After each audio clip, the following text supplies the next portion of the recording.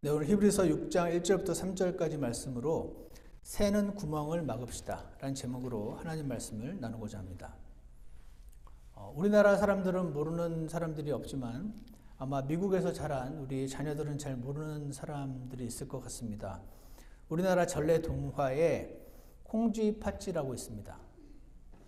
마음씨 착하고 예쁜 콩쥐라는 아이가 살고 있었는데 엄마가 빨리 돌아가셔서 아버지는 재혼을 했고 계모가 들어와서 새엄마가 들어왔는데 그 새엄마에게는 팥쥐라는 콩쥐보다 한 살 어린 딸이 있었는데 함께 데리고 들어왔습니다. 계모와 이 팥쥐라는 동생은 콩쥐를 괴롭히고 못살게 굴었는데 계모는 날마다 콩쥐에게 힘든 일을 시켰습니다. 콩쥐는 언니니까 산 너머 자갈밭을 메고 팥쥐는 동생이니까 집 앞 모래밭의 풀을 뽑아라.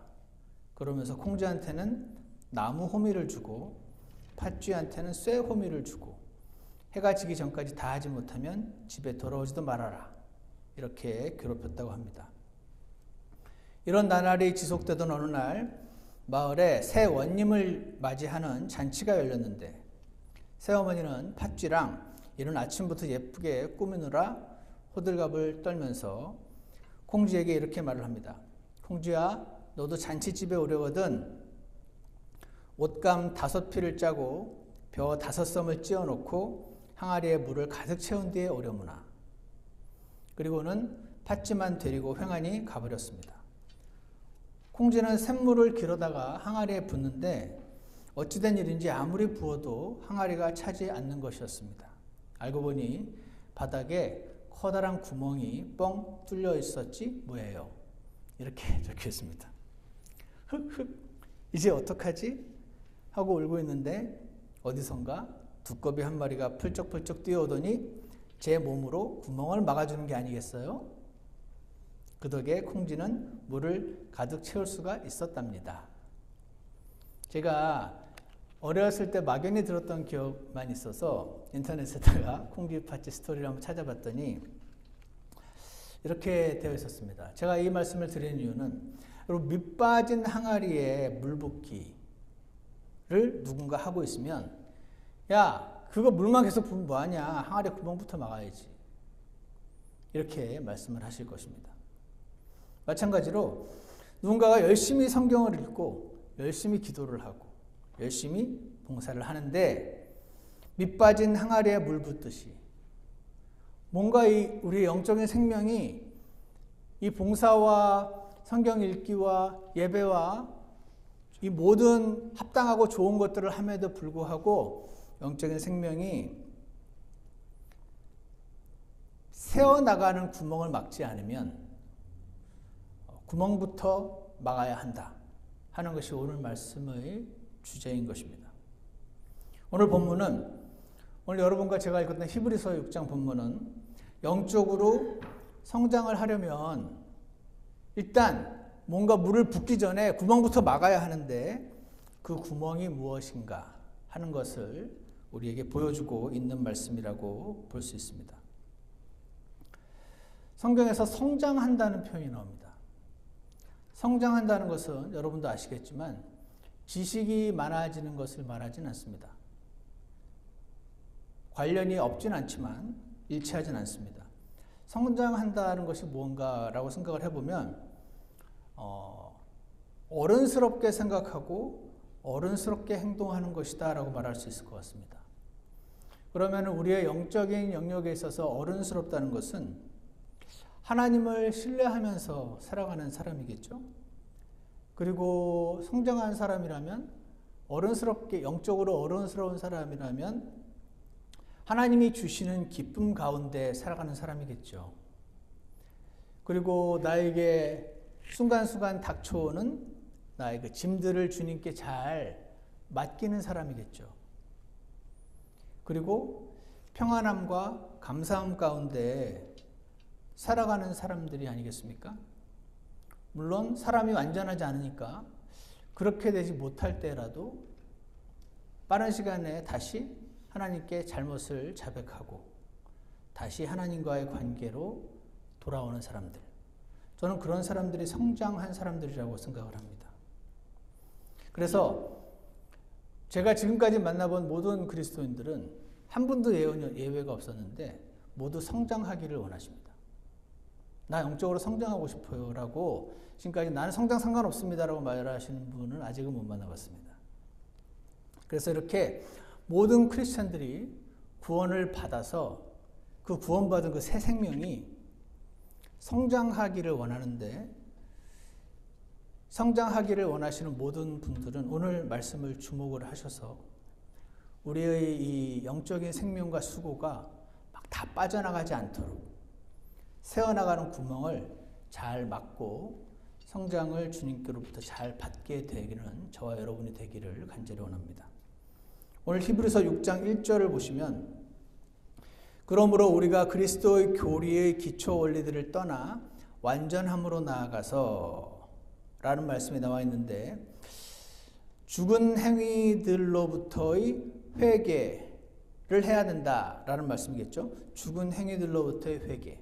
그래서 성장을 위한 첫 번째 우리가 꼭 막아야 될 구멍은 죽은 행위들을 지속하는 겁니다. 내가 죽은 행위들을 지속하고 있으면 구멍이 뻥 뚫린다. 그 죽은 행위들을 지속하는 것을 중단하고 돌이켜야 우리 영적인 생명이 빠져나가지 않는다. 그렇게 말씀한다는 뜻입니다. 오늘 첫 번째 단어가 그러므로라고 되어 있어요. 그러므로란 단어가 있단 말은 그 앞에 있는 거의 결론을 이야기하는 거죠. 그 앞에 있는 내용, 즉 5장 11절부터 14절 내용을 가리킵니다. 5장 11절부터 14절에는 이제 시간이 지났잖아. 시간이 지났으면 성장을 해야 되는 거야 라는 말씀이 나와 있습니다.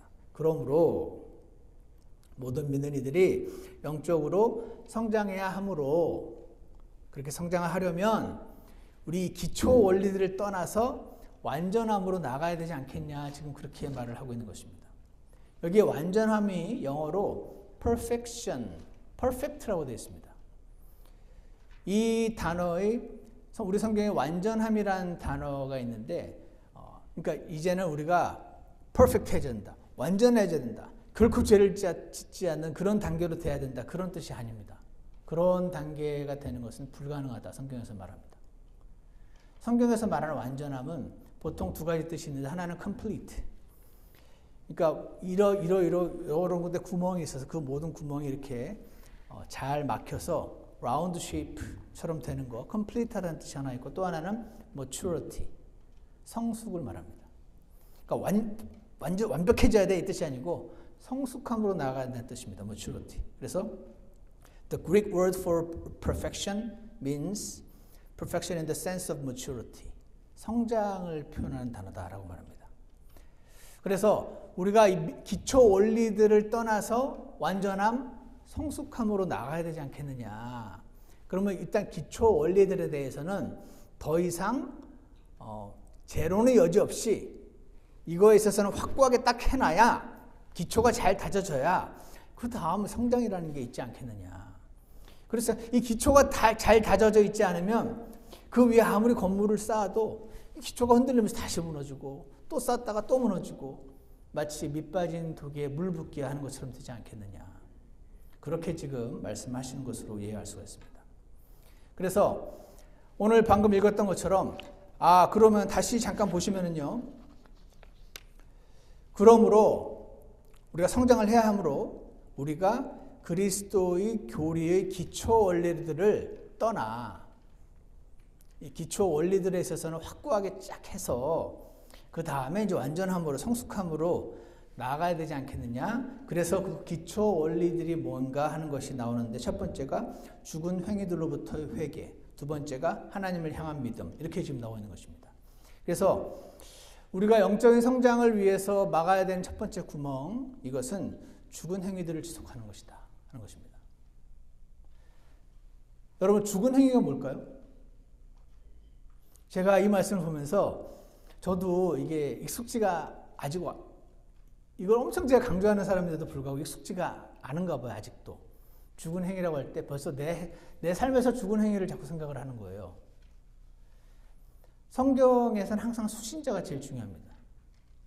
이 히브리서의 수신자는 여러분과 제가 아닙니다. 원래 AD 약 60년경에 살았던 Jewish Christians, 원래 유대인들이었는데 그리스도인이 된 사람들, 그 사람들이 원래 original recipient, 원래 수신자예요. 그들이 말하는 그 죽은 행위들이란 레위기 시스템을 가리키는 거였습니다. 이들은 유대인이었잖아요. 그 유대인들 어떻게 합니까? 요즘 유대인들 이야기를 들어보면 그들은 아직도 안식일을 기계적으로 굉장히 율법적으로 지키지 않습니까? 그래서 이렇게 엘리베이터를 누르면 안식일에 일을 하는 거니까 그날은 누르지 않도록 아파트 매니저가 모든 층마다 다 서도록 불을 켜놓고 그거를 안 누름으로써 나는 안식일을 지켰다라고 지금 생각을 하지 않습니까? 그런 것들. 제가 어렸을 때는 이거 꼭 나쁘다고 말할 수 있는가 그런 의문이 약간 있긴 하지만 제가 부산에서 어릴 때 지냈는데 부산에는 그 뭐죠?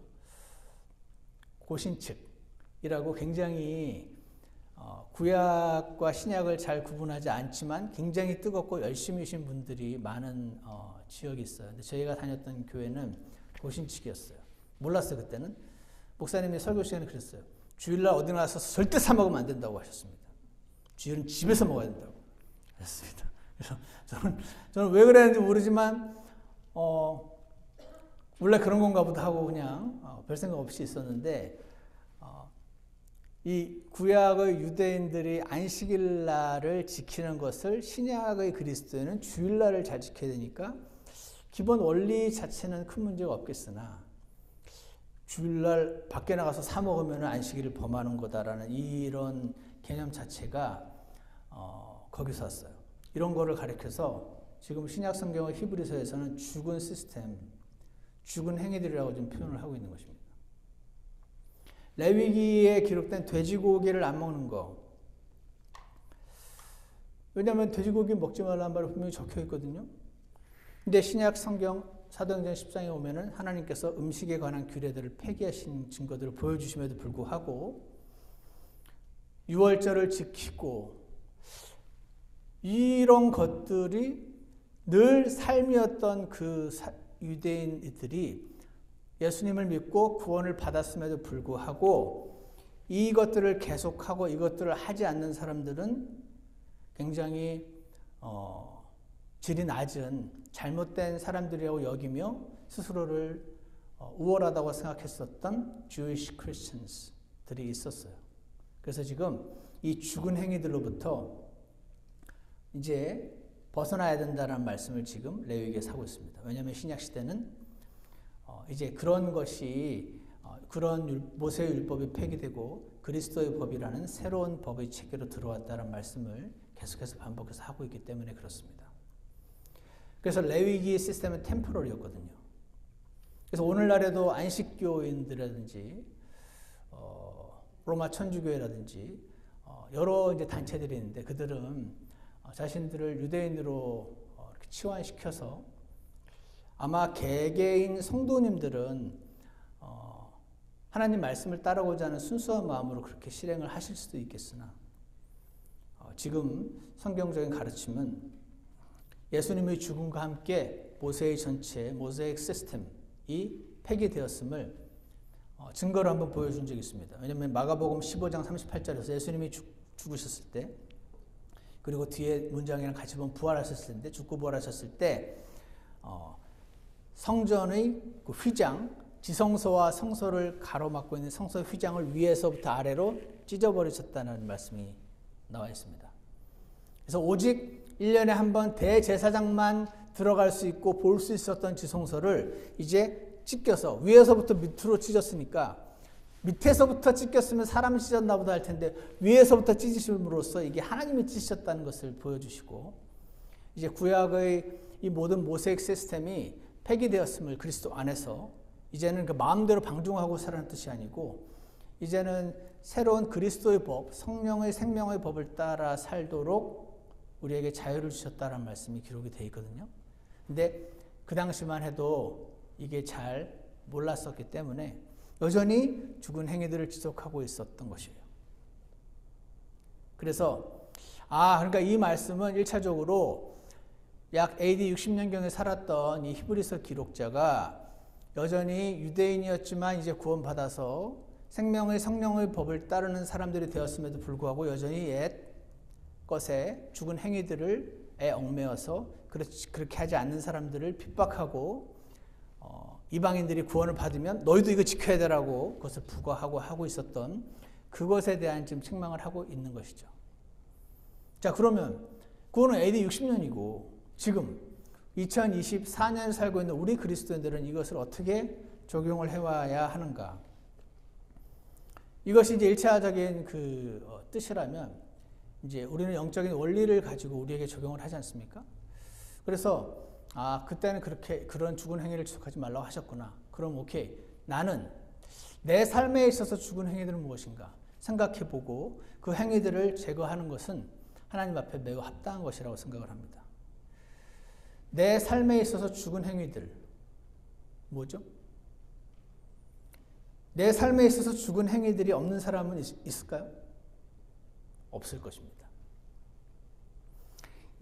각자의 삶에서 나는 죽은 행위가 하나도 없어요, 목사님. 그러면 너무 좋겠는데 그런 사람은 없습니다. 나의 인생을 채우고 있는 죽은 행위들. 사람마다 다 다르기 때문에 오늘 저녁에 기도하면서 주님께 여쭤보시지 않겠습니까? 주님, 제가 회개해야 하는 죽은 행위들이 뭐죠? 옛날 유대인 출신 크리스찬들이야 그런 거를 하지 말아야 되는데 그걸 붙잡고 있었으니까 그거를 하고 있음으로써 나는 훌륭하다라고 생각하는 나를 교만하게 만드는 어떤 행위들 뭐가 있죠? 내 인생에 있어서 나의 영적인 생명을 내가 말씀도 읽고 기도도 하고 교회 봉사도 하고 하나님을 사랑하는 고백도 하고 여러 가지가 있는데 내 생명을 잘 자라지 못하게 만드는 죽은 행위들 뭐죠? 주님 알려주십시오. 이렇게 하면 될 것 같아요. 솔직히 말하면 한 개, 두 개가 아닙니다. 한 개만 제거하면 다 되고 이런 게 아닙니다. 굉장히 많을 거예요. 많습니다, 여러분. 그 중에 그거 어떻게 하루아침에 다 없앱니까? 중요한 것은 우리 삶에는 내 삶에는 죽은 행위들이 있겠구나. 주님 그게 뭡니까? 오늘 이번 주에 이번 달에 나에게 손가락으로 이렇게 꾹 짚으셔서 내 삶의 그 영적인 생명을 빠져나가게 만드는 그 수많은 죽은 행위들 가운데 하나를 주님 알려주십시오. 그리고 제가 그것을 버릴 수 있는 힘을 주십시오. 이렇게 기도를 하시길 원합니다. 그래서 이 뚫린 구멍, 항아리에 뚫린 구멍이 있는데 이 죽은 행위들에 대한 회개가 없이 주님께 뭔지 물어보지도 않고 그것을 하나씩 제거해 나가겠다는 마음도 없이 다른 것들을 아무리 집어넣어도 나의 안에 다 빠져나가고 있으니까 이것은 마치 밑이 뚫린 항아리에다가 물을 계속 부으면서 왜 물이 안 채워지지? 라고 고민하는 그런 사람일 수 있겠구나. 주님 제 삶에 죽은 행위를 보여주시옵소서.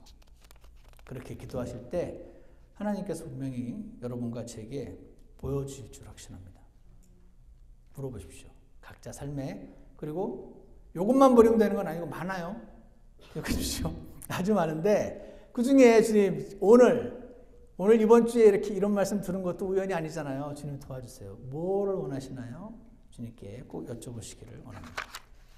다시 히브리서 6장 1절을 보십시오. 그러므로 그러니까 우리가 성장을 해야 되므로 우리가 그리스도의 교리의 기초 원리들을 떠나 이거에 대해서 이제 확실히 해야 되니까 완전으로 나가야 되는데 첫 번째로 교리의 그 기초 원리들 이제 더 이상 이 문제에 관해서는 왈가왈부하지 않아도 될 만큼 확고하게 정리가 된 거. 첫 번째가 죽은 행위들로부터 회개하는 것이군요. 두 번째는요. 하나님을 향한 믿음이라고 합니다. 다시 말해서 우리의 영적인 생명을 나의 영적인 수고와 노력들을 다 이렇게 세워나가게 만드는 두 번째 구멍은 하나님을 향한 불신입니다.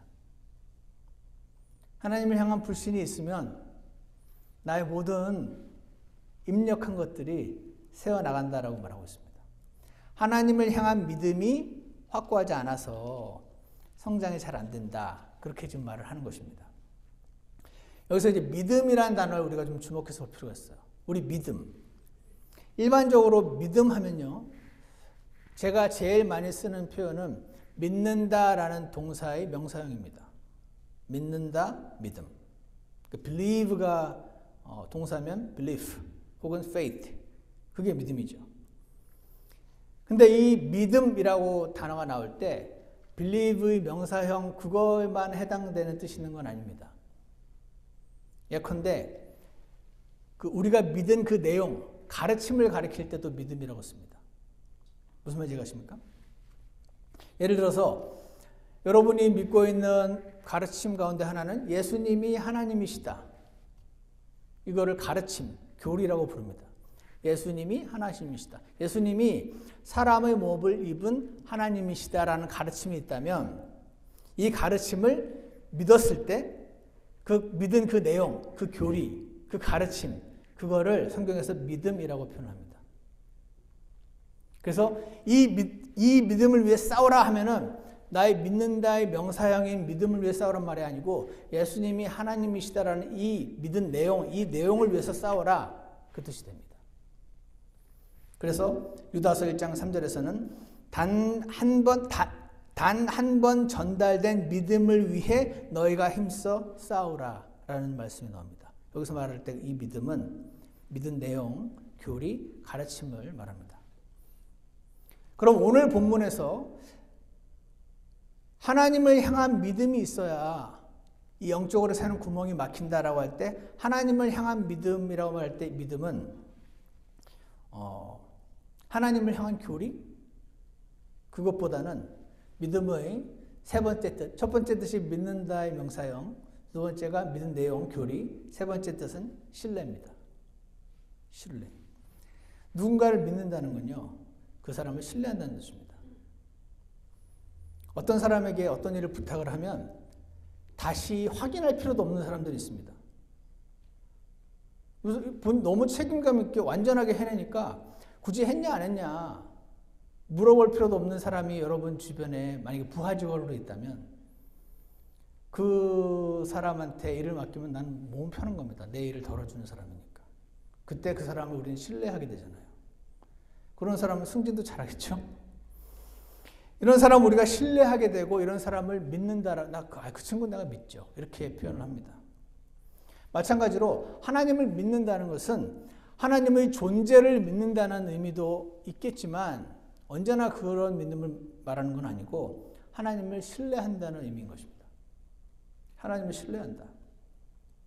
예컨대 성경에 보면 하나님은 사랑이시라 라는 말씀이 있습니다. 하나님은 사랑, 나를 사랑하시는 분이시지. 동시에 하나님은 너무 어려워서 불가능한 것이 없으신 분이시라는 말씀도 나와 있습니다. 하나님은 너무 어려워서 불가능한 게 없다. 오케이. 그러면 내게는 너무 어려운 일도 하나님께 맡기면 하나님이 맡아서 해주시기만 하면 해결되는 거구나. 그리고 또 이런 말씀도 있습니다. 졸지도 주무시지도 않고 자신의 백성을 돌보신다는 말씀도 있습니다. 그러니까 능력도 있고 나를 사랑하시긴 하는데 너무 어제 이사하느라고 너무 피곤해가지고 잠깐 졸다가 아이고 그러다 네가 죽었구나. 이렇게 되는 일이 없다. 그렇게 써 있는 거죠. 그래서 예를 들었던 이 세 가지 말씀이 다 사실이라면, 거짓말이 아니라면 지금 내 인생에서 내가 겪고 있는 일들 가운데에는 하나님 뜻과 계획이 있겠네 라고 하나님을 신뢰할 수 있게 되겠죠. 그래서 에드워드 힐스 같은 사람은 우리의 믿음을 굉장히 논리적이라고 표현했습니다. Logic of faith 라는 표현을 쓰더라고요. 논리적이잖아요. 하나님은 사랑이셔? 너무 어려운 게 불가능한 게 없으셔? 그리고 졸지도 주무시지 않으셔? 그러면 지금 내 일을 하나님께서 허락하신 데는 이유가 있겠네. 굉장히 라지컬하잖아요. 그래서 우리의 믿음을 Logic of faith라고 표현을 하는 것 같습니다. 로마서 8장 30일에는 이런 말씀이 있습니다. 그런즉 우리가 무슨 말을 하리요? 만일 하나님께서 우리를 위하시면 누가 우리를 대적하리요? 32절 주목하십시오. 자신의 아들을 아끼지 아니하시고 우리 모두를 위해 그분을 내주신 분께서 어찌 그 아들과 함께 모든 것을 우리에게 값없이 주지 아니하시겠느냐. 예전에 여러분께 제가 한두 번 말씀을 드렸던 적이 있는 것 같은데 저에게 너무 인상적으로 남았습니다. 닥터 코일이라는 사람이었던 것 같은데 제가 펜사콜라에서 신학교 다닐 때 무슨 채플 시간이었는지 무슨 하여튼 오셔서 말씀을 전하시는데 이런 말을 하더라고요. 뭐로 표현하더라? I love my sons. 내가 내 아들을 너무 사랑하는데 내 아들을 위해서 나는 죽을 수 있을 것 같다고 이렇게 얘기하더라고요. 그러면서 I also love my wife and I think I can die for her. 내 아들을 위해서 기꺼이 죽을 수 있고 아내를 위해서 죽을 수 있냐고 하면은 죽을 수 있을 것 같다고. 이러더니 if you ask me can you die for your sister? 그럼 I don't think so 그럴 거라고 그러더라고요. 네 여동생을 왜 죽을 수 있냐고 물으면은 나는 여동생을 위해서는 못 죽을 것 같다고 그러더라고요. 그러면서 그럼 너는 누군가를 위해서 너 말고 네 아들을 대신 죽일 수 있니라고 그러면은 나는 그렇게 묻는 사람을 한 대 팍 때리고 싶을 거라고 그렇게 얘기하더라고요. 내가 내 아내를 위해 죽을 수도 있고 조금 생각해 봐야 되지만 내 자식들을 위해 죽을 수는 있는데 누군가를 위해서 내 아들을 대신 죽일 수 있냐고 물으면 나는 절대 안 할 거라고 그런 얘기를 하더라고요. 그런데 하나님이 자기 아들을 당신 때문에 죽이셨다고. 와, 그 말을 하는데 제가 확 와닿았더군요. 저도 누군가를 위해서 제 아들을 절대 안 죽일 거거든요.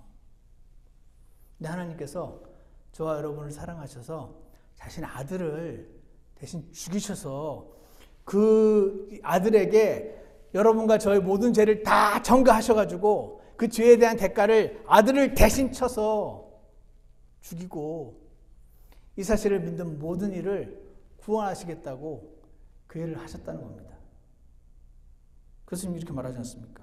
자신의 아들을 아끼지 아니하시고 우리 모두를 위해 그분을 내주신 분께서 야 아들 줬으면 다 준 거 아니냐. 뭐가 아까워서 안 주겠느냐. 지금 그 말하고 있습니다. 사도 바울이. 그 아들과 함께 모든 것을 우리에게 값없이 주지 아니하시겠느냐. 그런데 안 주고 있냐? 뭔가 이유가 있겠지. very logical한 결론을 도달하는, 그래서 저는 성경이 굉장히 라지컬하다고 개인적으로 생각합니다. 자신의 독생자 아들을 아끼지 않을 만큼 날 사랑한다면 이 성경은 사실이 아니라면, 하나님은 허튼 말 괜히 하는 분이 아니라면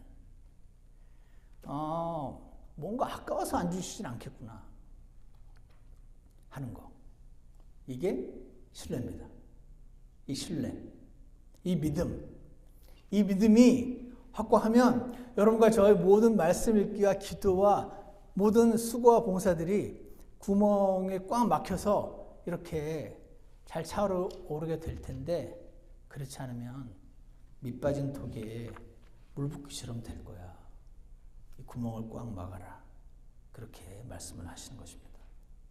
그래서 여러분과 제 안에 이 신뢰가 더 커지게 되기를 주 예수님의 은혜를 간구합니다.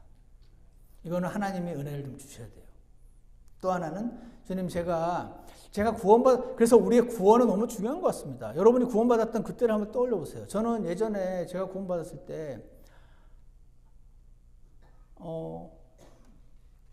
참 나쁜 짓도 많이 하고 이 하나님의 은혜가 아니면 절대로 내가 하나님을 믿을 수 없는 사람인데, 너 지금부터 교회 열심히 다니면 내가 구원해 줄게 이렇게 하지도 않고, 지금부터 막 헌금 한 달에 막 몇천 불씩 내면 구원해 줄게 이러지도 않고, 아무 조건 없이 그냥 이미 2000년 전에 나를 위해서 죽으셔서 내 죄를 다 씻어 놓으셨다고 하는 말을 그날 처음 들은 거였거든요. 제 교회 다니는 친구들이 저한테 얘기 안 해주더라고요. 제가 그래서 그날 믿었거든요. 예수님을. 그래서 하나님의 이 사랑은 조건부가 아니구나. 이렇게 하면은 이렇게 해줄게. 저렇게 하면 저렇게 한다. 이 조건이 아니구나. 라는 사실을 깨닫고 제가 하나님의 사랑을 받아들인 날이 있습니다. 아들을 아끼지 않고 주셨다면 무엇이 아까워서 안 주시겠는가? 지금 안 주시고 있다면 이유가 있겠지. 주님, 제가 믿음이 약하니까 너무 오랫동안 안 주시면 제가 너무 낙담할 수 있으니까 좀 도와주세요. 제게 은혜를 주시옵소서. 하지만 저의 하나님을 향한 신뢰가 흔들리지 않기를 원합니다. 저의 하나님을 향한 신뢰가 더욱더 커지게 도와주시옵소서. 한 이 기도를 주님께서 온전히 기뻐 들어주실 줄 확신합니다. 성장을 위해서 막아야 될 첫 번째 구멍은 죽은 행위들을 지속하는 구멍을 막아야 되죠. 두 번째 구멍은 하나님을 향한 불신. 이걸 막아야 돼요. 세 번째는요. 6장 2절에 있습니다. 침례들에 관한 교리의 기초를 다시 놓지 말지니라. 그러니까 아까 죽은 행위들의 회개라는 기초를 다시 놓지 말고 하나님을 향한 신뢰라는 믿음이라는 기초를 다시 놓지 말고 침례들에 관한 것도 다시 이 기초를 놓지 마라. 이거에 관해서 확실해라. 그 말씀을 하고 있습니다.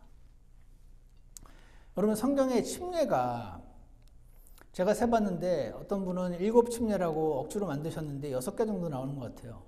오늘 그걸 얘기할 시간은 없고 여기 분명히 침례들에 관한 교리라고 baptisms라고 복수로 써놨으니까 성경에 침례가 여러 개 있는 걸 암시하고 있다고 저는 생각을 하는데 침례가 뭐로 중요하죠? 솔직히 물에 여기 풍덩 빠졌다가 들어갔다 나오는 거 아닙니까? 이게 옛날에는 이거를 물에 들어갔다 놔야 이 물에 의해서 죄가 씻어진다고 믿는 잘못된 가르침이 있었기 때문에 우리 아들이 태어나서 얼마 안 됐는데 혹시 저기 물에 안 들어갔다 나오면 죄 때문에 아기 때 죽으면 지옥 갈까 봐 그렇게 우리 애들 좀 침례부터 빨리 받게 해주세요 해가지고 유아침례, 유아세례가 생겼잖아요. 근데 그거는 물에 들어가야 죄가 씻어진다는 잘못된 baptismal regeneration이라는 가르침이 초대교회에 팽배해졌었으니까 나온 잘못된 실행이었었고 실제로는 믿음은 저 물하고 아무 상관없거든요. 근데 왜 우리를 비롯해서 어떤 사람들은 저 침례를 꼭 받아야 된다고 얘기를 하고 심지어 예수님은 부활하셔가지고 가서 모든 민족에게 가르치고 침례를 주고라고 침례라는 단어를 집어넣었을까? 저의 오랜 궁금증이었습니다. 침례 안 중요한 건 아니겠지만 침례를 받아야 뭐 죄가 씻어지는 것도 아니고 근데 왜 예수님은 굳이 침례를 주라는 말을 써놓으셨을까? 저의 의문이었습니다. 이제는 저의 개인적인 생각으로는 답을 찾은 것 같아요. 성경에 침례의 종류가 여러 개 나와요. 죽음의 침례도 있고 모세의 물침례도 있고 침례자 요한의 물침례도 있고 성령 침례도 있고 기독교인들이 받는 물침례도 있고 불침례도 있어요. 다 다른 거예요. 따로따로. 그런데 이 중에서 제일 중요한 게 성령 침례입니다. 성령 침례. 성령 침례라는 건 뭐냐면 침례는 그냥 푹 집어넣는다는 뜻입니다. 덩크슛 할 때 그 덩크. 그래서 침례, to baptize라는 단어는 to immerse, 물에 푹 잠그다, or to dunk라고 써 있어요. 그 덩크슛 할 때 그 덩크 골대에 푹 집어넣듯이 침례를 하는 겁니다. 자, 그러면 성령 침례란 뭐냐면 성령님이 덩크한다는 뜻입니다. 성령님이 뭐를 덩크하죠? 우리들을, 예수님 믿는 사람들을 덩크한다는 뜻입니다. 언제 덩크합니까? 우리 각자 한 사람 한 사람이 예수님을 믿는 순간 예수님이 내 죄 때문에 대신 죽으셨다고요? 라고 믿는 그 순간 성령님께서 우리를 어딘가에 덩크하시는 겁니다. 어디다 덩크하죠? 예수님의 몸에다가 덩크한다고 성경에 써 있습니다. 예수님 몸에다 덩크한다는 말이 무슨 말이죠? 저도 잘 모르겠습니다. 근데 그렇게 그냥 써 있어요. 예를 들어서 그러므로 우리가 죽음 안으로 침례를 받아 그분과 함께 묻혔나니. 여러분 2000년 전에 예수님이 묻히셨어요. 여러분과 저는 안 묻혔어요. 근데 우리가 예수님과 함께 묻혔다고 성경에 써 있습니다. 성경이 잘못됐을 리가 없잖아요. 물론 이렇게 안 믿는 분도 많이 있겠지만 성경에 써 있는 건 다 사실인데 성경이 예수님과 함께 묻혔단 말이 뭐야? 그래서 신학자들 알아냈습니다. 침례를, 성령 침례를 통해서 내가 제가 1998년에 예수님을 믿는 순간 성령님이 나를 들어서 예수님 in the body of Christ, 예수님 몸 안으로 집어넣어서 예수님이 묻혔을 때 나도 함께 묻히셨다라고 성경에 기록을 하고 있어요. 이걸 성령 침례라고 불러요. 그러면서 6장 6절에서는 우리가 이것을 알거니와 로마서 우리의 옛사람이 그분과 함께 십자가에 못 박힌 것은 예수님이 못 박혔지 우리가 언제 못 박혔습니까? 이런 것에서는 못 박힌 적이 없어요. 가시반 박혀도 아픈데. 근데 예수님과 함께 못 박혔답니다. 못 박혔답니다. 이게 뭡니까?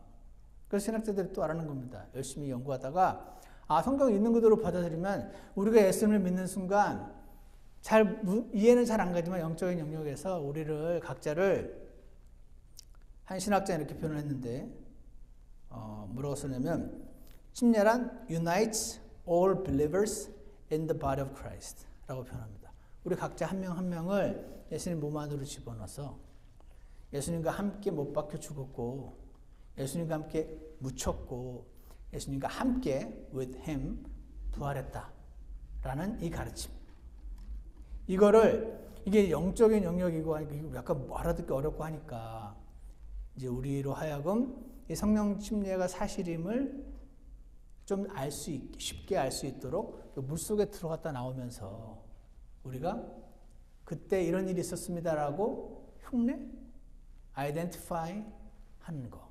이게 심리다라고 성경적인 가르침은 그래요. 그래서 침례들에 관한 교리의 기초를 다시 놓지 말란 말은 이렇게 이해하면 된다고 저는 생각합니다. 우리가 예수님과 함께 못 박혀 죽고 묻히고 부활했음을 매 순간마다 기억해야 영적인 생명이 성장한다. 그렇게 이해하는 것입니다. 예를 들어서 이런 겁니다.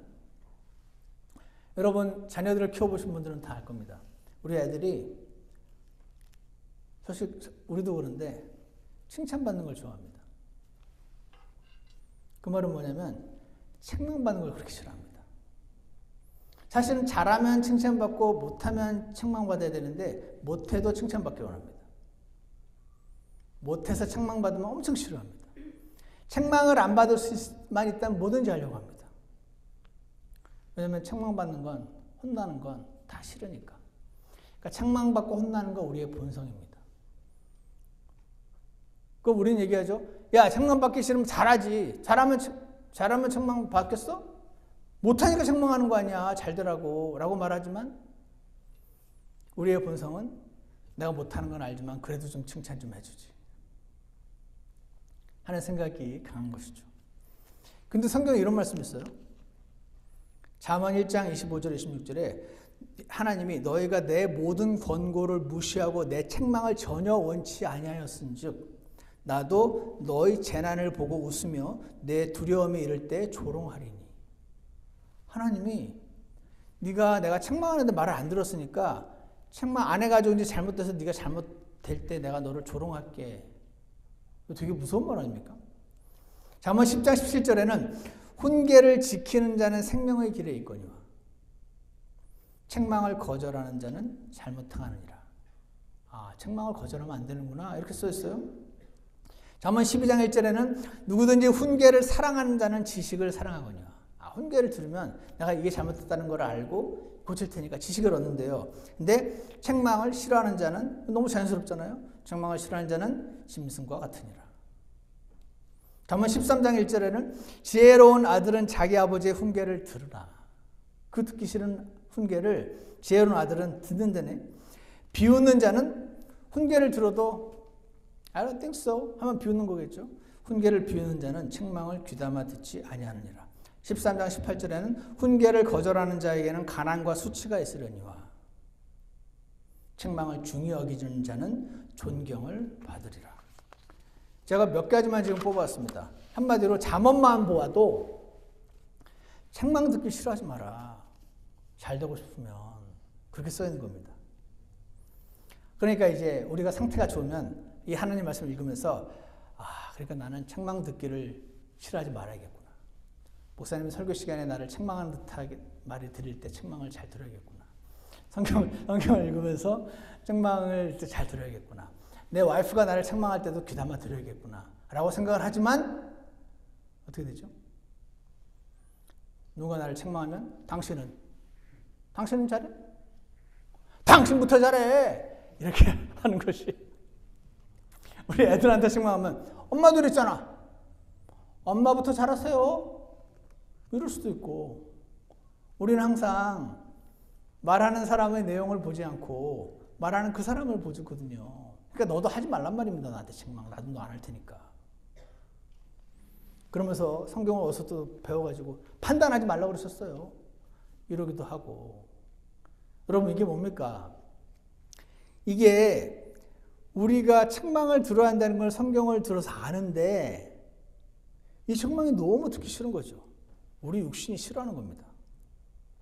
그뿐 아니라 책망을 하는 사람은 오히려 공격을 우리가 하게 됩니다.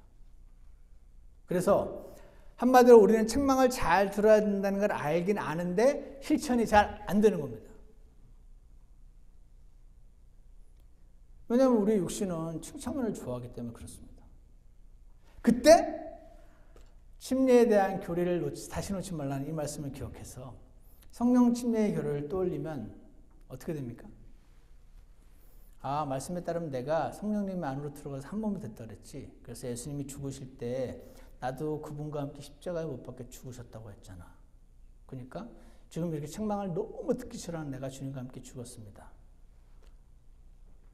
그러므로 우리가 죽음 안으로 침례를 받아 그분과 함께 묻혔다니 우리도 생명의 새로움 속에서 걷게 하려 함이라. 이것이 이렇게 실천하면서 사는 사람이 있을까요? 없을 것 같은데 있습니다. 또 간혹. 제가 알기로 많이 못 만나봤는데 없진 않습니다. 정상적인 그리스도인의 생활이라는 책을 쓴 워츠만이라는 유명한 사람이 있습니다. 한국에서 되게 유명한데 이 사람이 성경을 믿는 사람이었어요. 나는 오늘도 죄를 짓고 있지만 예수님이 이 죄를 위해서 이 죄를 다 씻으셨다는 그 말을 믿어본 경험이 있으니까 성경에 써있기를 내가 예수님과 함께 죽었다고 했는데 이걸 어떻게 믿지? 나 지금 살아있는데 이걸 믿으려고 엄청 노력했답니다. 근데 아무리 노력해도 안 믿어지더랍니다. 그렇게 해도 애를 썼는데 도저히 안 되는데 어느 날 하나님이 땡 이게 믿으려고 애쓸 게 아니고 그냥 기록된 말씀은 사실임을 받아들이는 게 믿음이구나 하고 깨달았답니다. 성경에 기록되어 있단 말은 사실이니까 마치 내가 오늘도 죄를 짓지만 예수님의 피로 내 죄가 씻어졌다는 말을 믿으려고 애쓸 필요가 있는 게 아니라 그냥 그게 사실이니까 받아들이는 것처럼 어느 날 눈이 열려서 이 말씀이 사실이구나 라는 걸 깨달았고 믿었을 때 이 진실이 자신에게 적용되는 것을 경험했다 이렇게 표현을 합니다. 그래서 오늘 하나님께서 침례의 교리를 다시 놓지 말라는 말이 내가 예수님과 함께 죽어서 내가 지금 하나님 말씀과 다르게 생각하는 모든 것들은 나의 원함과 나의 욕심과 나의 추구는 주님과 다른 것들이 다 주님과 함께 죽었다라는 것을 받아들이는 이런 사람들이 있더라는 거예요. 여러분 기도의 용사하면은 요즘도 많은 사람들이 조지 뮬러라는 사람을 언급을 합니다. 5만 번 기도 응답의 비결 조지 뮬러 해가지고 우리나라 시중에만 조지 뮬러 관련된 책만 제가 확인한 것만 10권 이상 있습니다. 이 조지 뮬러가 사람들이 이렇게 물었답니다. 당신은 어쩜 그렇게 기도 응답을 많이 받으십니까? 정말 그냥 오늘 아침에 뭐가 필요해가지고 그걸 기도하면 정말 기적적으로 그게 누가 그걸 갖다 주고 이런 정도의 거짓말 경험해보지 않은 사람 눈에는 거짓말같이 보이는 그런 기도 응답을 받았던 사람인데 당신의 기도 응답의 비결이 무엇입니까? 왜 하나님 당신만 사랑하십니까? 하면서 나도 좀 압시다 라고 물었을 때 자서전에 이렇게 썼습니다. 조지 뮬러라는 사람이 예수님과 함께 죽은 날이 있습니다. 이렇게 대답을 했어요. 자의 자서전에 그 말은 이 성령 침례의 진리를 그냥 이론으로만 알던 내가 받아들여서 내 삶에 실제로 적용을 해서 살았더니 그런 것 같습니다. 라고 대답을 하는 것으로 저는 생각이 됩니다. 사랑하는 여러분, 여러분과 저희가 대단한 수준의 그리스도인은 아닐지라도 우리의 기본 믿음은 하나님 말씀은 사실이라는 걸 믿고, 내가 죄를 되게 많이 지었고 지금도 여전히 하나님의 기준에 비춰보면 죄를 짓고 있는데도 불구하고 나의 모든 죄가 예수님의 피로 용서되었다는 사실을 받아들여서 구원을 받았잖아요. 마찬가지로 내가 예수님과 함께 그분의 죽음 안으로 심으로 심겨져서 그분과 함께 못 박혀 죽었다라는 것을 받아들임으로써 우리 삶에서 구원을 받는다라는 이 가르침이 여러분과 제게 시시각각으로 닥쳐오는 두려움과 원망과 불안함과 미움과 이 모든 상황에서 주님이 은혜를 주셔서 우리가 이 십자가의 삶을 살게 되기를 간절합니다. 그래서 저는 침례의 교리를 다시 놓지 말라는 말씀.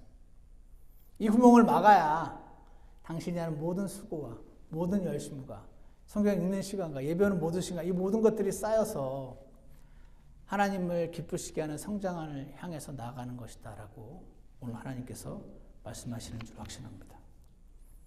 우리는 새는 구멍을 막기 원합니다. 죽은 행위를 지속하는 거 막고 오늘 주님께 나가서 물어보십시오. 주님, 제가 많이 했겠지만 죽은 행위를 주님 앞에 자백하고 인정하고 그 죄에 대한 생각이 바뀌게 해주세요. 회개라는 단어가 원래 생각이 바뀌는 겁니다. 두 번째, 하나님을 향한 신뢰. 지금 제가 머리로는 알지만 하나님이 나를 너무 힘들게 하고 어렵게 하신다라는 생각이 들 때가 있는 그런 약한 자입니다. 주님 저를 도와주시옵소서. 제가 원래 없진 않습니다. 하나님을 향한 신뢰가, 주님 이 신뢰가 더욱 커지고 강해지게 도와주십시오. 기도하시기 원하고요. 성령 침례의 의미를 이론으로만 알지 않고 실제 생활에서 경험하게 도와주세요. 이렇게 영적인 세미는 구멍을 막아서 성장을 하게 되는 저와 여러분이 되시기를 주 예수님 이름으로 축원합니다. 기도하겠습니다. 선하신 하나님 아버지, 오늘 영적으로 새는 구멍들을 막으라고 하시는 주님의 음성을 저희가 듣기 원합니다. 우리 삶에 죽은 행위들이 있습니다. 도와주셔서 하나님이 말씀하시는 것과 똑같이 인정해서 고백하는 것으로부터 이 삶을 시작할 수 있게 도와주시옵소서. 그리고 우리가 주님과 함께 죽었다는 말씀이 성경에 기록된 내 죄가 예수님 피로 사해졌다는 말씀과 동일한 하나님 말씀임을 기억하게 하셔서 우리의 삶이 주님과 참된 동행할 수 있도록 도와주시기를 간절합니다. 아들을 아끼지 아니하셨는데 무엇을 아끼겠냐는 말씀을 좀 저희 삶에서 실제로 경험하게 도와주시고 저희 믿음이 약해질 때마다 주님께서 붙잡아 주시기를 간절합니다. 예수님 이름으로 기도드렸습니다. 아멘. 예, 다 같이 찬송가 344장 함께 부르겠습니다.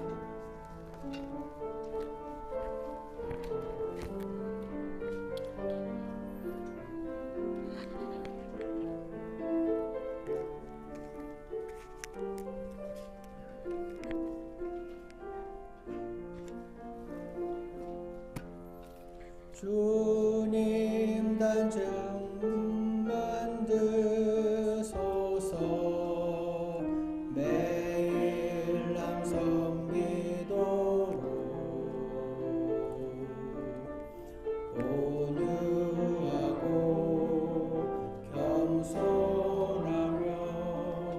사랑으로 섬기는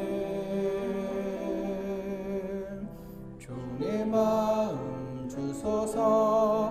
나의 모든 삶 속에 종의 마음 주옵소서. 나를 도와 이끄사 주님 사랑 비추게 종의 마음 주옵소서.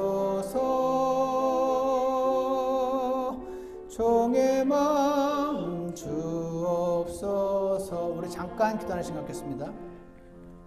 오늘 하나님께서 저에게 주시는 음성이라고 생각되시는 분들은 하나님 앞에 나아가셔서 나의 삶의 죽은 행위들, 하나님 대한 신뢰, 내가 주님과 함께 죽었음을 깨닫고 실천할 수 있게 해주시라는 기도가 있기를 원합니다.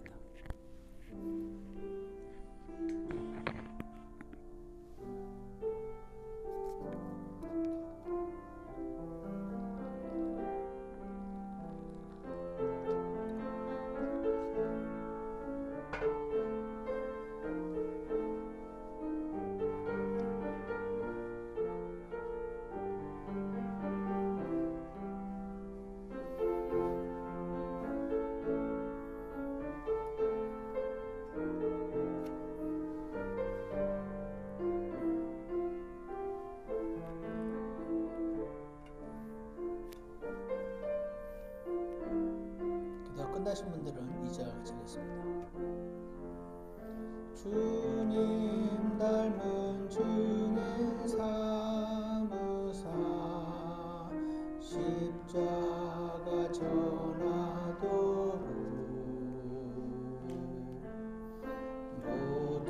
모두에게 말씀 전해 가치 있게 섬기는